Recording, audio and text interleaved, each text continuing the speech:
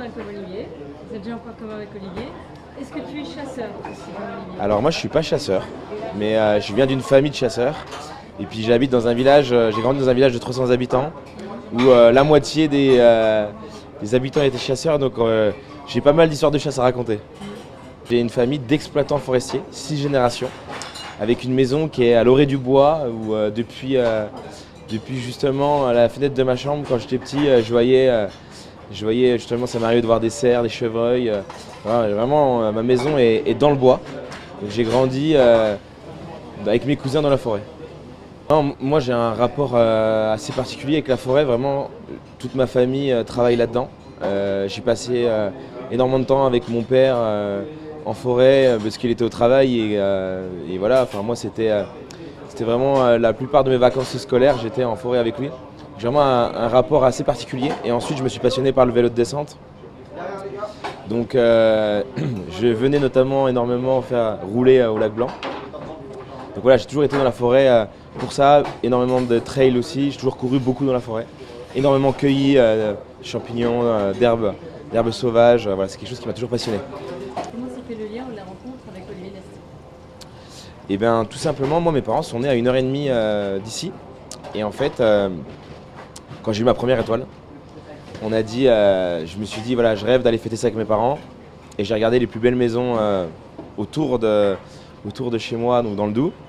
Il faut savoir que la maison la plus proche avec 2 étoiles Michelin était celle d'Olivier Nasty. Donc on est venu fêter ma première étoile ici. En 2022. En 2022, je vois que vous avez vos fiches. Non, oui, première étoile en 2022. Et donc je suis venu la fêter ici avec mes parents. Donc un moment inoubliable.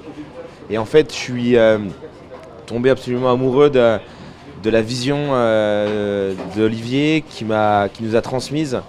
Voilà, c'est le territoire alsacien est incarné par cette maison. En plus, voilà, moi je suis fan de l'écosystème qu'il a mis en place. Voilà, les boucheries, chocolateries, boulangeries. Voilà, on sent tout de suite que en fait, la dimension grande maison ici, elle est complète, je trouve. Et la cuisine, qui est juste exceptionnelle, avec sa technicité, son innovation, et à la fois un terroir qui est hyper puissant dans l'assiette. Donc j'y suis revenu tous les ans depuis. Je reviens tous les ans. Et en fait, à chaque fois, j'ai des copains, beaucoup de copains parisiens qui me disent ah, faut que tu nous emmènes, faut que tu nous emmènes.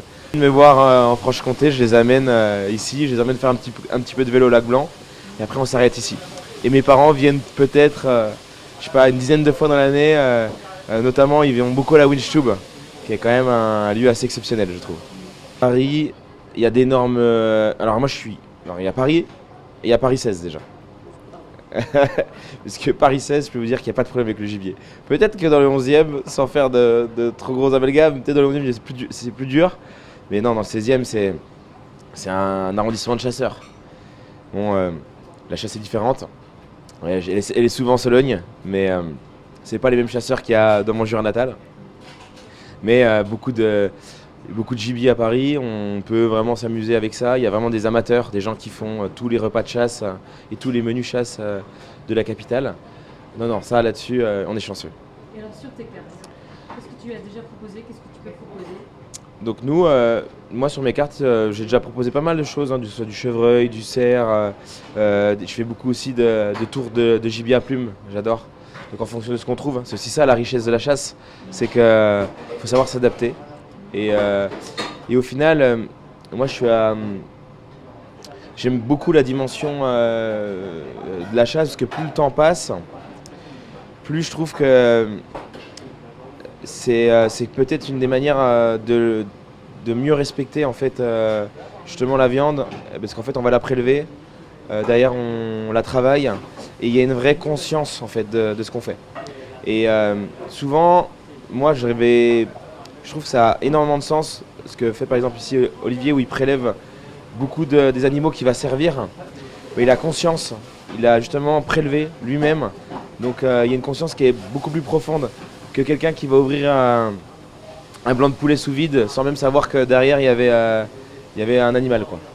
Et qui fait quoi? Ben nous en fait avec Camille,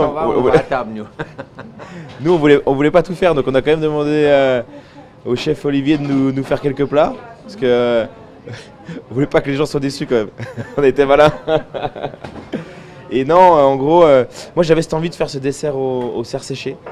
Parce que c'est quelque chose que j'ai déjà fait sur une épreuve de Top Chef. Quand je suis revenu à Top Chef l'année dernière avec Mallory Gabzi et Norbert Tarrer, on a fait justement un restaurant qui s'appelait Pampan, où on faisait c'était un relais de chasse. Donc comme quoi ça me plaît, hein. C'est moi qui avais balancé l'idée en plus. Et j'avais fait ce dessert justement au cerf. Et je me suis dit que c'était quand même pas une mauvaise idée et que j'avais envie de le retravailler et de voir comment ça va réagir avec des vrais clients. Donc voilà, et en plus, moi quand je viens faire du vélo dans le coin, je vais tout le temps au lac Blanc. Et au lac Blanc, je traverse le lac Blanc, je passe de l'autre côté et là il y a un papy qui tient une espèce de cabane et qui vend des tartes aux myrtilles et du Munster. Chaque fois que je m'arrête, je me régale là-haut. Parce que j'avais vraiment envie de rendre hommage à la région en faisant un dessert à la myrtille et au cerf séché du coup. Là on est en plein dans le thème. Pâte colvert est actuellement mon menu à substance. Ce qui est rigolo, c'est que il y a le colvert, voilà, quelque chose qui est assez authentique, qui est très terroir. Et là je l'amène vraiment sur un côté cuisine un peu du monde, saucixo, piment, citronnelle. Là je l'amène vraiment sur une création que j'ai plus parisienne, on va dire, dans la manière d'aborder les choses. Moi vraiment, je tiens tout simplement à remercier le Chambard parce que c'est vraiment un honneur de venir cuisiner dans une maison qu'on aime tant. Quand c'est une maison qui nous a donné autant d'émotions, c'est un vrai honneur. Moi j'ai la chance d'avoir en plus ma femme, mes parents qui vont dîner ce soir. Donc je suis super content d'être là.